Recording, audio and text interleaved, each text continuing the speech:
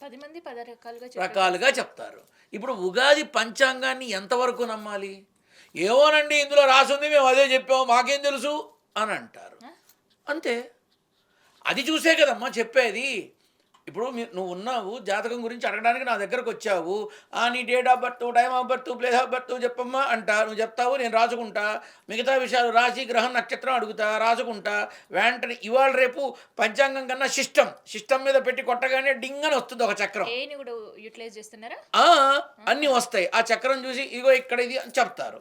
ఇది విధానం. కొంతమంది పంచాంగం ఐటీ నాలెడ్జ్ లేని వాళ్ళు పంచాంగం ఓపెన్ చేసి నీ గ్రహ ప్రకారం ఈ రకంగా ఉంది. నువ్వు ఈ పూజలు చేయించుకోవాలి, ఈ జపాలు చేయించుకోవాలి చెప్తారు. ఇది విధానం. ప్రభుత్వాలకి ఎందుకు నిజాలు చెప్పాలి అని అనుకుంటే ఏమవుతుంది? సో ఇక్కడ నా అభిప్రాయం ఏంటంటే అవన్నీ మనం జాగ్రత్తలు తీసుకోవడానికి ఉపయోగపడే సాధనాలు అవన్నీ. వాటి మీద బేసే మన జీవితం ఉంటుందని కాదు. జాగ్రత్త పడడానికి prevention better than that's cure. All. అంతే. ఒక మాటలో చెప్పాలి అంటే. అంతే. అలా అని దాని మీద మన జీవితం ఆధారపడదు. ఇది వాస్తవం. ఇది అయితే తెలుసుకోవాలి. ఇప్పుడు చంద్రబాబు నాయుడు గారు ఎలా ఉండబోతుంది అండ్ డెప్యూటీ పీఎంగా ఉండబోతున్నారనే వార్తలు మారు మోగిపోయే పరిస్థితి కనిపిస్తుంది. ఎవరు చేస్తున్నారు అలా? ఒక్క ఆంధ్రాలో తప్ప యావత్ భారతంలో ఎక్కడన్నా విన్నావా? లేదు, ఏపీలోనే ఏమో విపరీతమైన నేను అదే చెప్తున్నా. లోకేష్ బాబుని సీఎంగా చూడాలి అన్న కోరిక చంద్రబాబు నాయుడు గారి మనసులో తిరుమల ధ్వజస్తంభం అంత బలంగా ఉంది. ఆ ప్రకారంగానే అడుగులు పడుతున్నాయి. ఆ ప్రకారంగానే చూస్తున్నారు. మే లోపల ఎలాగైనా సరే మన లోకేష్ బాబుని మనం సీఎంగా కూర్చోబెట్టాలి. ఎందుకు ఆలోచించకూడదు? తండ్రి కొడుకు గురించి ఆలోచించకూడదా? తప్ప కొడుకుని సీఎంగా చూడాలనుకోవడం చంద్రబాబు నాయుడు గారు తప్ప? అది ఇంటి గురించి కాదు కదా, ఒక రాష్ట్రం గురించి ఆలోచన. ఇయ్యో నువ్వు బాగానే ఉన్నావులేమ్మా. ఇంటికి ఒక పదవే అన్నారుగా మరి ఎలక్షన్స్కి ముందు. ఇంటికి ఒక పదవే అన్నారుగా. మన కూటమిలో భాగమైనటువంటి మన జనసేన అధినేత జనసేనాని కళ్యాణ్ బాబు అన్నాడుగా ఇంటికి ఒక పదవే అన్నారుగా. ఇంటికి 6 పదవులు ఉంటున్నాయి ఇక్కడ. తప్పే ఉందమ్మా. చంద్రబాబు నాయుడు గారి స్థానంలో ఒక తండ్రిగా నేనుండి నా కొడుకు ఆ రకంగా ఉంటే నేను అదే కోరుకుంటా. తప్పే ఉంది. మరి చంద్రబాబు నాయుడు గారి పరిస్థితి ఏంటి? చంద్రబాబు నాయుడు గారు ఢిల్లీ రాజకీయాల్లో ఉండి అక్కడ కొంత ప్రాభవాన్ని కొంత ప్రాధాన్యతని పొందే అవకాశం ఉంది, చూడాలని కూడా ఉంది. కానీ ప్రస్తుతం దానికి అంత సహేతుకంగా లేదు. రాష్ట్రంలో అంటే నిర్ణయం మన చేతుల్లో ఉంటుంది, కేంద్రంలో ఉండదు కదా. కేంద్రంలో ఇప్పుడు తల పండిన వాళ్ళు చాలామంది ఉంటారు. వాళ్ళు కనుక కినుకు వహిస్తే అలిగితే పరిస్థితులు ఎలా మారిపోతాయి? కాబట్టి ఈయన ఉప ప్రధాని అవుతారా, కేంద్ర మంత్రి అవుతారా, లేక దాని ఏమంటారు స్పీకర్, లోక్సభ స్పీకర్ అవుతారా? ఇవన్నీ కాసేపు పక్కన పెడితే ఆంధ్ర రాష్ట్రంలో మాత్రం లోకేష్ బాబుని సీఎంగా చెయ్యాలి అన్న విధానం చాలా బలంగా ఉంది. చేసే అవకాశం కూడా ఉంది. అది కళ్యాణ్ బాబు చంద్రబాబు ఇద్దరు కలిసి మన లోకేష్ బాబుని మనం సీఎం చేస్తున్నామని రేపు అనౌన్స్ చేస్తే ఉగాదికి అనౌన్స్ చేస్తే ఓకే. నిజంగా ఆ పరిస్థితులు లోకేష్ గారికి సంబంధించిన కొత్త సంవత్సరంలో చూడొచ్చా? ఖచ్చితంగా చూడొచ్చు. ఉందా యోగం? ఖచ్చితంగా చూడొచ్చు. ఇప్పుడు చంద్రబాబు నాయుడు గారే తండ్రి అయినప్పుడు యోగం గురించి మాట్లాడతావేంటమ్మా? చంద్రబాబు నాయుడు గారు సీఎంగా ఉండడమే యోగం అక్కడ. తరువాత తాను మంత్రి, తరువాత తాను చంద్రబాబు గారి తర్వాత రథసారథి ఆయనే కదా. ఇంకెవరికి ఉంటుంది యోగం? ఎంతమంది అనుభవజ్ఞులున్నా, ఎంతమంది 5 సార్లు 6 సార్లు 4 సార్లు ఎమ్మెల్యేలైనా, ఎంతమంది మంత్రులుగా పనిచేసిన అనుభవం ఉన్నా మంత్రులు ఎవరయ్యారు ఇవాళ? కాబట్టి చంద్రబాబు నాయుడు గారు తండ్రి స్థానంలో ఉండడానికి మించిన యోగం ఉందా? మనం అర్థం చేసుకోవాల్సింది ఏంటంటే కమింగ్ డేస్లో మనం లోకేష్ బాబుని సీఎంగా చూస్తాం, ప్రిపేర్ అయిపోయి ఉండాలి అంతే. సో ఇన్ కేస్ అట్లాంటి పరిస్థితులే చూస్తే పవన్ కళ్యాణ్ గారి పరిస్థితి ఏంటి మరి? అంటే ఇక్కడ ఎందుకంటే ఆయనకుండే ఒక సెక్టార్ ఆఫ్ అభిమానులు కావచ్చు, పొలిటికల్ అభిమానులు కావచ్చు. సో నెక్స్ట్ పవన్ కళ్యాణ్ గారే సీఎం కావాలి అని వాళ్ళకు కూడా ఆశ ఒకటి ఉంటుంది. తప్పకుండా కోరుకోవడం తప్పు కాదు, ఆశపడడం తప్పు కాదు. కానీ జనసేనలో ఉన్నటువంటి నాయకులకి దిక్కులేదే.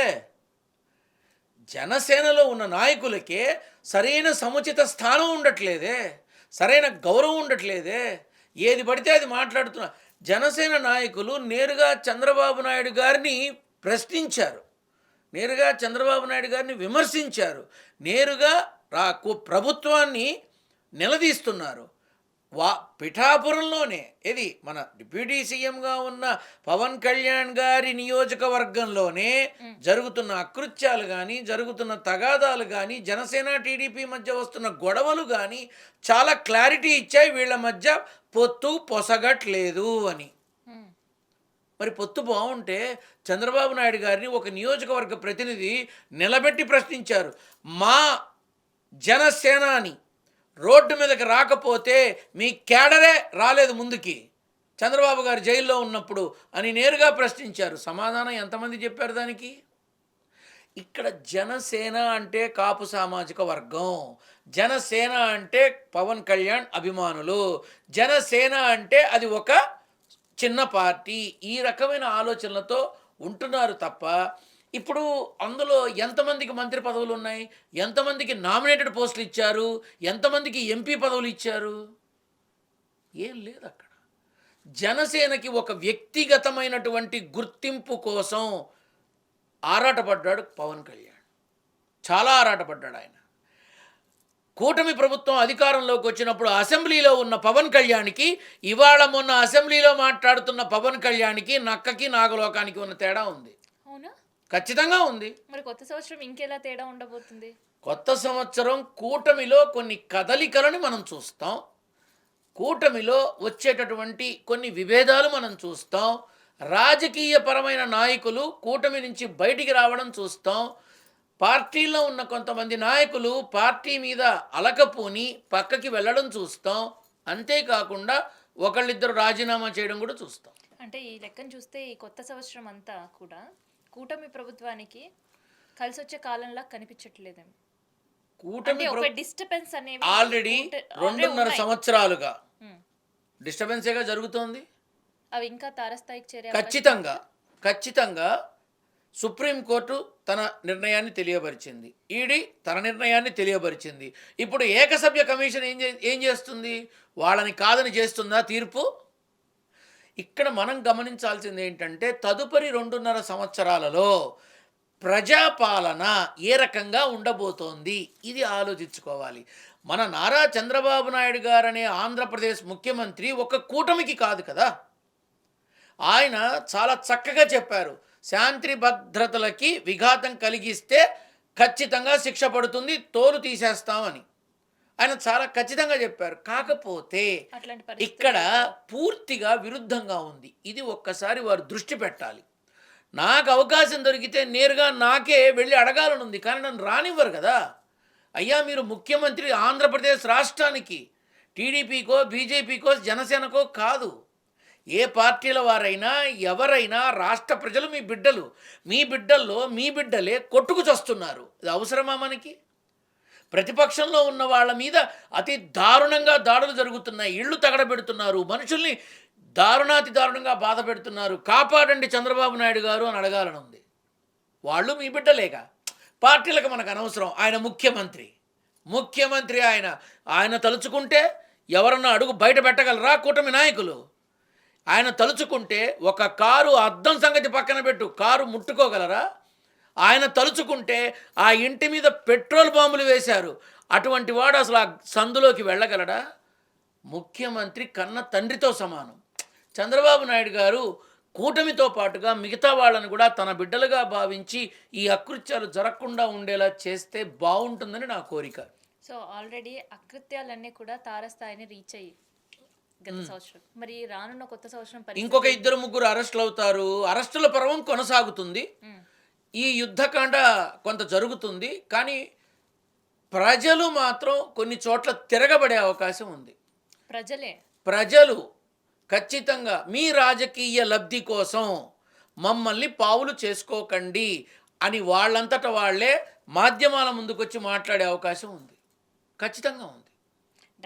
మాజీ ముఖ్యమంత్రి జగన్మోహన్ రెడ్డి గడిచిన సంవత్సరం అంతా కూడా లడ్డు కల్తీ అని అదని ఇదని ఇవన్నీ నవంబర్ దాకా ఇబ్బందులు ఉంటాయమ్మా. సో కొత్త సంవత్సరం ఎలా ఉండబోతుంది? నవంబర్ దాకా ఇతమిద్దంగా ఈ కేసులు, ఈ గొడవలు, ఈ కొట్లాటలు ఇవన్నీ జరుగుతాయి. 2026 నవంబర్ 9 తర్వాత జగన్మోహన్ రెడ్డి గారికి మరొక దశ ప్రారంభం అవుతుంది. అందులో అంటే ఒక మాట చెప్పాలి అంటే గుహలో ఉన్న సింహం బయటకు వస్తుంది, వేట మొదలవుతుంది, అంతే. ఇప్పటికే ఒక మాజీ ముఖ్యమంత్రిగా ఉండి ప్రజల సమస్యలు తెలుసుకోవడానికి కావచ్చు, ఏదైనా ఇన్సిడెంట్ జరిగితే వాళ్ళతో వెళ్ళి ఇంటరాక్ట్ అవ్వడానికి కావచ్చు, ఎక్కడ వెళ్ళినా కూడా ఒక భారీ బందోబస్తు చూస్తున్నాం, ఒక నిరసన కార్యక్రమాలు చూస్తున్నాం, దానికి మించి ప్రజల స్పందన చూస్తున్నాం. సో ఈ సంవత్సరం ఎలా ఉండబోతుంది ఆయనకి? దీన్ని బట్టి ప్రజలందరికీ తెలిసిపోయింది ఈవీఎంలో జరిగిన గల్లంతే ఇదంతా అని. ఇప్పుడు రానున్న పాదయాత్ర అది ఓదార్పు యాత్ర కాదమ్మా. రాబోతున్నటువంటి రోజుల్లో జగన్మోహన్ రెడ్డి గారు చేసే పాదయాత్ర ఏమిటి అంటే, నేను ఇంత చేశాను, అయినా నేను ఓడిపోయాను, కానీ నేను మీ పక్కనే ఉన్నాను, మీతోనే ఉన్నాను, మీతోనే ఉంటాను, నాకు మళ్ళీ అవకాశం ఇస్తే నేను చెయ్యబోయేవివే, గడచిన 2 సంవత్సరాలుగా ప్రస్తుత ప్రభుత్వం చేస్తున్నవివి, నేను చేసినవివి, నేను చెయ్యాలనుకుంటున్నవివి అని తెలియపరిచే క్రమంలో ఈ పాదయాత్ర జరుగుతుంది. ఇది ఓదార్పు యాత్ర కాదు, భరోసా యాత్ర, నమ్మకంతో కూడిన విలువలని ఇచ్చే యాత్ర అవుతుంది అని ప్రతి పేదవాడు అనుకుంటాడు. ఇప్పుడు చూడు, వీడు వైసీపీ బ్రోకర్, వీడు వైసీపీ తొత్తని నన్ను నానా మాటలు మాట్లాడతారు కామెంట్స్లో. నో ప్రాబ్లం, ఏమవుతుంది? వాళ్ళు అలా పెట్టడం వల్ల నాకేంటి నష్టం? అంతే. ఇక్కడ ఆయన యొక్క విధానం ఈ నవంబర్ నుంచి మరో దశ మొదలవుతుంది, దాన్ని ఎవడు ఆపలేడు, అంతే. సో ఈ పాదయాత్ర ఏదైతే చేస్తున్నారో పొలిటికల్గా కూడా కలిసి వచ్చే అవకాశం ఉంది. బాగా పొలిటికల్గా ఇప్పుడు జగన్మోహన్ రెడ్డి గారికి బలం ఉంది, బలం నడుస్తోంది. ఆయన విధానంలో ఆయన చేస్తున్నటువంటి ఏ యాత్రలైనా సంప్రదించడానికి కావచ్చు, ఇబ్బందులు వచ్చాయని చెప్పి వెళ్ళి పలకరింపు విధానాలు కావచ్చు, ఎక్కడికి వెళ్ళినా అక్కడ వచ్చినంత రెస్పాన్సు ప్రస్తుతం ఏ ప్రభుత్వ విధానంలోనూ చూడలేను. ఎందుకు మొన్న చంద్రబాబు నాయుడు గారు ఒక సభలో నేరుగా ఆయనే అడిగారు, నేను మహిళలకి ఫ్రీ బస్సు పెట్టాను కానీ ఇక్కడ మహిళలు లేరేమిటి అని అడిగారు ఆయన. చెల్లెళ్ళు, నేను మీ అందరి కోసం ఆలోచిస్తున్నాను, మీరు వస్తే బాగుంటుందని నేరుగా అడిగారు. మాధ్యమాల్లో ఉంది చూడండి. సో ఇలా ప్రజల్లో ఒక ఆలోచన మొదలైంది. మనం ఎవరి మీద కోపంతో ఎవరిని గెలిపించుకున్నాం, ఒక ఆలోచన. మనం ఎందుకు ఇలా మనల్ని మనమే కూర్చున్న కొమ్మ నరుక్కున్నాం అని ఇలా. సో ఇట్లా ఇప్పుడు మనుషుల్లో సహజంగా ఆలోచనలు ఎప్పుడూ ఒకేలా ఉండవు, ఒకే చోట ఉండవు. రాజకీయ నాయకులకు ఉన్నాయా? తిట్టిన వాళ్ళతోనే పొగుడుతారు, విసిరిన రాళ్ళనే రాయి మీద రాయి వేసి పునాది పెడతారు. రాజకీయంలో శాశ్వత శత్రువులు ఉండరు, శాశ్వత మిత్రులు ఉండరు. ఇది క్లియర్ కట్ ఇన్ఫర్మేషన్. అయితే ఇక్కడ అట్లీస్ట్ ఈ ఏడాదైనా కొత్త సంవత్సరమైనా లడ్డు ఇష్యూను నుంచి జగన్మోహన్ రెడ్డి గారు బయటపడే అవకాశం ఉంటుందా? ఇంకా ఇప్పుడు లడ్డు విషయంలో జగన్మోహన్ రెడ్డి గారిని జైలుకి పంపిస్తారనా మీ ఉద్దేశం? అరెస్ట్ చేస్తారనా? ఆయనకేమన్నా అరెస్టులు కొత్తటమ్మా? ఆయనకేమన్నా అరెస్టులు కొత్త? చక్కగా వెళతాడు, జైల్లో ఉంటాడు, తెల్ల కాగితంలాగా, మచ్చలేని తెల్ల కాగితంలాగా బయటకు వస్తాడు ఆయన. అమ్మ, ఒక్క మాట మీ మాధ్యమం ద్వారా నేను అడుగుతున్నా, కెమికల్స్ కలిశాయి అన్నారు కదా మొన్న. ఏమ్మా, ఈ హార్పిక్లు, ఫినాయిల్స్, పన్నీరు రోజ్ వాటర్తో చేస్తారా? స్పిరిట్ యాసిడ్తో చేస్తారు. ఏమ్మా, అవి కలిసిన లడ్డు అసలు ఆ రంగులో ఉంటుందా? ముట్టుకునే పరిస్థితి ఆ రంగులో ఉంటుందా? ముట్టుకోవడం సంగతి తర్వాత. ఆ రంగులో ఉంటుందా లడ్డు? స్పిరిట్ యాసిడ్ ఉంటే అసలు లడ్డు తయారవుతుందా? రంగు మారిపోతుంది, వాసన మారిపోతుంది, నిలువ ఉండదు, అసలు కట్టడానికి ఎవడి వల్ల కాదు. అలాంటిది ఇప్పుడు ఆ ఓకే రైట్, మీరు అన్నట్టు కెమికల్సే ఉన్నాయి, మరి తింటున్నారు కదమ్మా లడ్లు. ఎవరికి ఎందుకు ఏమీ కావట్లా? ఎందుకంటే అది మహాప్రసాదం, మహిమాన్వితుడైన కలియుగ వైకుంఠనాథుడైన వెంకటేశ్వరుని మహాప్రసాదం. అందులో ఇలాంటివి జరుగుతాయని తెలిస్తే ముందు వెంకన్న వేస్తాడు ఒక వేటు, మనుషులు కాదు. కాబట్టి ఈ లడ్డు వివాదం అనే దాని మీద చర్చలు, మాటలు అవసరమా? ఇవన్నీ తిరుమల వెళ్లకుండా ఉన్నారా? దర్శనం కాకుండా ఉందా? లడ్డూలు తినకుండా ఉన్నారా? తెచ్చుకోకుండా ఉన్నారా? పంచకుండా ఉన్నారా? ఎందుకు ఈ లడ్డు అనే దీని మీద ఇంకో 2.5 ఏళ్ళు సాగిస్తారు. ఇంకా అపవాదాలు ఇంకా వేస్తూనే 2.5 ఏళ్ళు ఉన్నారా సాగిస్తారు, జగన్మోహన్ రెడ్డి ఇంకా గారు? అపవాదులు వేస్తారు, నిందలు వేస్తారు. ఇది కాకపోతే సుప్రీంకోర్టు తీర్పిచ్చింది కొవ్వు లేదు అని, ఈడీ తీర్పిచ్చేసింది. అందులో ఇవి ఉన్నాయి సరే, ఓకే, ఉన్నాయి అనుకుందాం. కానీ ఎక్కడ ఏ రకమైన, అరే రాజమండ్రిలో కల్తీ పాలు తాగితే కొంతమంది అసూలు బాశారు, కొంతమంది హాస్పిటల్లో ఉన్నారు అని ఎంక్వైరీ వేసి దొంగల్ని పట్టుకున్నాము అన్నారు. మరి లడ్డూ ప్రసాదాన్ని ఇన్ని కొవ్వులు కలిసి, ఇన్ని కెమికల్స్ కలిసి ఇంత జరిగితే ఎందుకేమీ కాలేదు ఎవరికి? రాజకీయాలు చేద్దాం, రాజకీయ పరంగా చేద్దాం, దేవుడు విలువలతో కూడిన రాజకీయం చేద్దాం, కక్ష సాధింపు చర్యలతో రాజకీయం చేద్దాం, కక్ష తీర్చుకుందాం, కటకటాల వెనక వేసి తృప్తి పడదాం, నో ప్రాబ్లం. కానీ భగవంతుణ్ణి, భగవత్ ప్రసాదాన్ని, హైందవ ధర్మాన్ని, ఆధ్యాత్మికతని మాత్రం రాజకీయానికి దూరంగా పెడదాం. ఇది నా విన్నపం. అంటే అయితే జగన్మోహన్ రెడ్డి గారికి కొత్త సంవత్సరం ఎట్లా ఉంటుందో చెప్పారు. సో వైసీపీకి సంబంధించిన ముఖ్య నేతలు ఇప్పుడు మీరు అన్నట్టే కేసులు, దాడులు, జైళ్ళు ఇంకా ఇవన్నీ కంటిన్యూ అవుతాయి. ఎదుర్కొంటున్నారు. కొత్త సంవత్సరం ఎలా ఉండబోతుంది ఇంకా వాళ్ళకి? ఇవి ఇంకా కంటిన్యూ అవుతాయి. కొంతమంది కర్మ ఏ తప్పు చేయకపోయినా తప్పు చేశారు అని నిందించబడి అరెస్టులు అవుతారు. ఖచ్చితంగా ఇంకా ఉంది, కొనసాగింపు ఉంది. ఇంకా లిస్టు పూర్తి కాల. ఆ లిస్టు పూర్తయ్యేదాకా వెళుతూనే ఉంటారు అంతా. వాళ్ళ కర్మ వాళ్ళకి అలా రాసిపెట్టుంది. ఎవరేం చేస్తారు? కర్మ రాసిపెట్టుంది, ఎవ్వడేం చేయలేడు, అనుభవించాల్సిందే కొంతకాలం. సో ఈ కొత్త సంవత్సరం కూడా వైసీపీ నేతలకు తప్పదా? కొత్త సంవత్సరం వైసీపీ కేసులు, నేతలకి ఒక కోర్టులు, రకమైన జైలు. ఇబ్బంది ఉంటే, కూటమి నేతలలో కొంత విమర్శల విధానము, విమర్శనాత్మకమైన విధానము, కొంత అనవసరమైన ఇంకో 2-3 బాధాకర విషయాలు, ఏది ఈ అరవా శ్రీధర్ లాంటివి, టీటీడీ చైర్మన్ల ఇష్యూ లాంటివి, అట్లాగే మరికొన్ని ఏవైతే జరిగాయో అలాంటివి ఇంకో 2-3 కూడా మనం చూస్తాం రానున్న రోజుల్లో. కూటమి ప్రభుత్వంలోనా లేదంటే వైసీపీ కూటమి ప్రభుత్వంలో అమ్మ. ఎందుకంటే వాళ్ళలో వాళ్ళకే పడక వాళ్ళని వాళ్ళే బయట పెట్టుకుంటారు. ఇదే జరగబోయేది. కూటమిలో ఎప్పుడైతే చంద్రబాబు నాయుడు గారిని విమర్శించడం మొదలు పెట్టారో ఆ రోజు నుంచి ఈ రోజు వరకు జరుగుతున్నది ఒకటే: కాపు సామాజిక వర్గానికి అన్యాయం జరుగుతోంది, మా పవన్ కళ్యాణ్ డిప్యూటీ సీఎం ఆయన్ని సీఎంని చెయ్యాలి అనే విధానం మొదలైపోయింది. అయితే ఇక్కడ లోకేష్ గారిని సీఎంగా ప్రకటించిన, ఆ కుర్చీలో కూర్చోబెట్టిన స్వయాన పవన్ కళ్యాణ్ గారే సరే అని ఒప్పుకున్న పరిస్థితుల్లో కూడా వస్తుంది ఆ పరిస్థితి. జనసేన క్వైట్ గా ఉండే పరిస్థితి ఉంటుందా? ఉండదు, కార్యకర్తలు ఉండదు. వింటారా? నిరసనలు చూస్తామా? ఉంటాయి. అంటే నిరసనలు ఎలా ఉంటాయంటే వ్యతిరేకత భావన కాకుండా సహృదయంతో, స్నేహభావంగానే నెమ్మదిగా మొదలవుతుంది. ఎందుకంటే కాపు సామాజిక వర్గానికి గుర్తింపు తీసుకొచ్చిన ముద్రగడ పద్మనాభం గారు కానీ, పవన్ కళ్యాణ్ కానీ వాళ్ళ కోసం వాళ్ళు బతకలేదుగా, వాళ్ళ కోసం వాళ్ళు బతకల.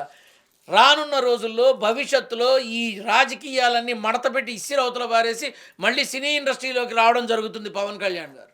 అంటే డిప్యూటీ సీఎం గా కూడా కొత్త వారిని చూసే అవకాశం ఉంటుందా లోకేష్ గారు సీఎం పదవిలో కనుక కూర్చుంటే? అంటే ఆల్రెడీ చర్చలు సాగుతున్నాయి. ఒకళ్ళిద్దరికి అవకాశం ఉంటుంది అంతే, ఎక్కువ అయితే ఉండదమ్మా. అక్కడ only one man army Chandrababu Naidu గారు. లోకేష్ బాబు గారు సీఎంగా, ఇప్పుడు లోకేష్ బాబు గారు సీఎం కాదు, కానీ ఆయన వన్ మ్యాన్ ఆర్మీలాగా అన్నీ చెయ్యట్లా. ప్రతి డిపార్ట్మెంట్లో, ప్రతి విషయంలో, ప్రతి చోట, అన్ని శాఖలలోనూ తనదైన ముద్ర వేయలా. రేపు సీఎంగా కూర్చున్నప్పుడు కూడా తన ముద్ర ఉంటుంది, వెనక చంద్రబాబు గారి వెన్నుముక ఉంటుంది, అంతే. అయితే ఈ లెక్కన మీరు చెప్పిన ప్రకారం చూస్తే కొత్త సంవత్సరంలో సీఎం డిప్యూటీ సీఎం ఇద్దరిని కూడా కొత్త వారిని చూసే అవకాశం ఉందన్నమాట. చాలా వరకు అవకాశం ఉందమ్మా, చాలా వరకు అవకాశం ఉంది. కొత్త వాళ్ళని మనం చూస్తాం, అవకాశం అయితే ఉంది. మరీ మాట్లాడితే మే లోపలే అవుతుందేమో, అలానే ఉంది. అయినా నాకన్నా బాగా చెప్పే జ్యోతిష్య పుంగవులు, జ్యోతిష్య మహామహులు, జ్యోతిష్య పండితులు చాలామంది ఆల్రెడీ చెప్పారట. నాకెవరో చెప్పారు, మీరు చెప్పిందే వాళ్ళు చెప్పారండి అంటే, లేదు వాళ్ళు చెప్పాక నేను చెప్పానేమో అన్నా. కేవలం ముఖ్యమంత్రి డిప్యూటీ సీఎం మాత్రమే మారబోతున్నారా లేదంటే మంత్రులకు సంబంధించిన మంత్రివర్గ శాఖలు విస్తరణకి కూడా అవకాశం అటు ఇటు ఉంటుంది. కూడా ఉండే అవకాశం అయితే అమ్మా, మంత్రులు కూడా మారే అవకాశం ఉందా? అవకాశం ఉందమ్మా, అవకాశం ఉంది. మంత్రివర్గ విస్తరణ కూడా జరిగే అవకాశం ఉంది ఈ టర్మ్లో, ఖచ్చితంగా ఉంది. సో కొత్త సంవత్సరం, కొత్త మంత్రులు, కొత్త ముఖ్యమంత్రి. కొత్త మంత్రులు అంటే 5, 6, 10 మంది ఏం కాదమ్మా, మేబీ ఒక 1 or 2 మెంబర్స్ ఉంటారేమో. బట్ ముఖ్యమంత్రి మాత్రం కన్ఫామ్. డిప్యూటీ సీఎంగా పవన్ కళ్యాణ్ గారు ఉంటారా ఉండరా అనేది మీరు చూస్తారు, అది. బట్ కొత్త వాళ్ళని మనం స్వీకరిస్తాం. ఇష్టం ఉన్నా లేకపోయినా తప్పదు. థ్యాంక్ యూ గురుగారు. ఓకే. సో ఇదనమాట ఏపీ పొలిటికల్ పంచాంగానికి సంబంధించిన ఇన్ఫర్మేషన్.